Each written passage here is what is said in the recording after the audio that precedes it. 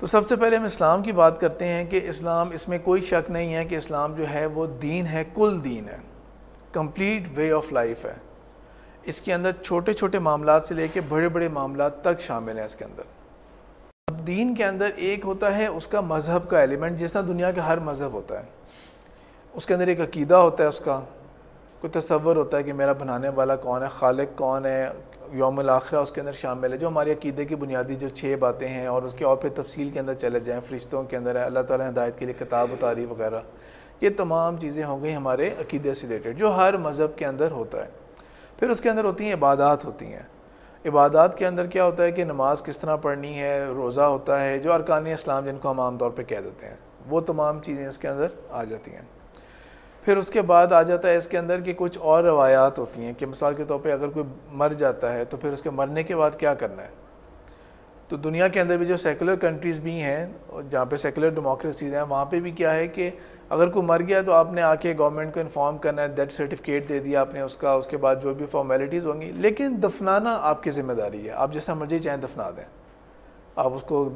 ज़मीन में जिस मुसलमान करते हैं गुस्ल दे के दफनाना चाहते हैं वो कर लें, आप पारसियों की तरह करना चाहेंगे। आप आजकल नई चीज़ आ गई है जो हिंदुओं के आइडिया से इंस्पायर्ड है, अवन कर देते हैं बंदे को, चंद मिनट के अंदर बंदा पूरी बॉडी जो होती है वो राख के अलावा कुछ नहीं रहती, तो राख को भी आपकी जो मर्ज़ी करना है, जिस तरह मर्ज़ी आपने करना है उसको, तो वो उस तरह उसको बना के और उसको डिस्ट्रीब्यूट करता है। कोई पैदा हुआ तो ठीक है, जाके गवर्नमेंट को जाके इन्फॉर्म करना होता है, जिस तरह बाहर के मुल्कों के अंदर पहले से नाम सोच के रखें कि बच्चे का जो पैदा हुआ क्या नाम है, ताकि उसके रजिस्ट्रेशन फॉर्म के अंदर हो। बाकी पैदा होने के बाद अगर आप उसको कान में अजान देना चाहते हैं आप बेशक दें, आप 7वें दिन अकीका करना चाहते हैं आप बेशक करें। घुट्टी के बारे में थोड़ा सा इशू क्रिएट किया हुआ डॉक्टर्स ने कि आप वो खिलाते हैं तो वो हाइजीनिक या अनहाइजीनिक चीज़ हो जाती है, तो उसके अंदर भी गालिबा जो वजह है ना, जो डॉक्टर्स ने इसको एतराज़ किया वो दीनी वजह नहीं है, वो ये वजह है कि माँ बाप जो है, घुट्टी का मतलब ये तो नहीं होता ना कि पूरी खजूर ही खिला के रखनी है आपने बच्चे को जब बच्चा पैदा होता है, तो वो उस तरह के जो वाक़यात हैं उसकी वजह से डॉक्टर्स थोड़े कॉन्शियस हैं। बहरहाल ये एक मज़हब का तस्वर होता है। फिर उसके बाद जो गवर्नेंस का तरीका जो इस्लाम के अंदर है, उसके अंदर क्या क्या होता है कि सबसे पहले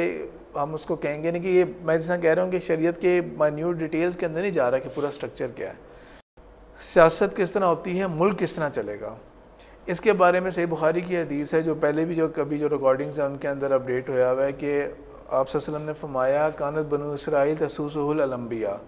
कि सियासी मामला जो बनी इसराइल के थे वो अम्बिया के हाथों में अल्लाह ने रखे हुए। कुल्लमा हलक नबीयुन खलफ नबीयुन, जब कभी भी कोई नबी फौत होता था तो कोई नया नबी उसकी जगह आ जाया करता था। अब सिर्फ ये नहीं कि वो बैठ के एक दरवेशों की तरह बैठा हुआ होगा और उसके पास लोग आएंगे तो उसके पास आके मसाइल पूछ रहे हैं, वो उनके सियासी मामलात के अंदर भी देखेगा। बनी इसराइल के जो कुरान के अंदर जो वाक़यात आते हैं, तालूत जालूत वाले वाक़यात वगैरह, उसे पीछे देखें वो अम्बिया थे जिन्होंने अपॉइंट किया था कि ये तुम्हारा सरदार होगा, ना कि कोई एक आम बंदा कोई था जो सियासी बंदा था या कोई बादशाह था उनका। तो सियासत जो है वो एक इंटीग्रल पार्ट है दीन के हिस्से का। वो शेर अभी यहाँ पे मेंशन कर देते हैं वरना उसकी एक्सप्लेनेशन अभी नहीं हो सकती। जुदा हो दीन सियासत से तो रह जाती है चंगेज़ी। फिर इसके साथ साथ जो है कि माशी जो इकनॉमिक सिस्टम है वो क्या होगा, उसके अंदर क्या कौन सा तजारत जायज़ है, कौन सा तजारत जायज़ नहीं है, सूद जायज़ नहीं है, किसी सूरत भी गैम्बलिंग जुआ किसी सूरत जायज़ नहीं है, दूसरे का माल हड़प करके खा जाना वो किसी तरह जायज़ नहीं है, फ्रॉड की क्या क्या शक्लें हैं जो जायज़ नहीं है, और जो मॉडर्न बैंकिंग के साथ साथ जो जो चीज़ें आ गई हैं उनमें से एक फ़िल्टर लगाना पड़ेगा कि क्या जायज़ है क्या नाजायज़ है। उसके अंदर इंश्योरेंस की कौन सी शक्ल जायज़ है कौन सी नाजायज़ है, ये इस्लाम के अंदर ये चीज़ आती है। फिर उसके साथ साथ उसके अंदर ये हो गया कि जो माशरा बनता है उसके अंदर जो सोशल सिस्टम होता है वो क्या है, उसके अंदर माँ बाप के साथ क्या सलूक होना चाहिए, औलाद के क्या हकूक़ होते हैं, मियाँ बीवी के क्या हकूक़ होते हैं, शादी किस तरह होती है, फैमिली लॉज किस तरह होते हैं उसके अंदर। फिर उसके साथ साथ एक जुडिशल सिस्टम किस तरह चलता है मुल्क का, क्या उसके अंदर काजी का सिस्टम जो होगा, या अगर किसी के ख़िलाफ़ कोई फ़ैसला हो गया तो जो गवाह होते हैं कानून शहादत वो किस तरह अप्लाई होता है। फिर इसके अंदर इनहेरिटेंस के विरासत के क्या कानून होते हैं। इस तरह पूरा जो ज़िंदगी है इस्लाम उन तमाम के ऊपर उसके अहकामात लागू होते हैं। तो सही सेंस के अंदर एक मुसलमान जो है वो हम ये कहें कि वो एक मतलब कि सारे वसाइल होने के बावजूद अगर वो ये कहे कि मैं एक सेकुलर मुस्लिम हूँ, तो ये उसके ख्यालात बहुत गलत हैं। तमाम वसाइल होने के बावजूद, जुमले के अंदर मैं कह रहा हूँ तमाम वसाइल होने के बावजूद, जहाँ मजबूरियाँ हैं वहाँ पे एक और बात है। जो बाहर के मुल्क में रह रहे हैं लोग, उनके हालात डिफ़िकल्ट हैं, वो एक और बात है। वरना अगर वसाइल और इक़्तिदार होने के बावजूद अगर मुसलमान ख़ुद ऑप्ट करें कि नहीं हम सेकुलर ही हैं और मुसलमान हैं, तो ये फिर बात उनकी मुनासिब नहीं है। ये इस्लाम का एक पूरा एक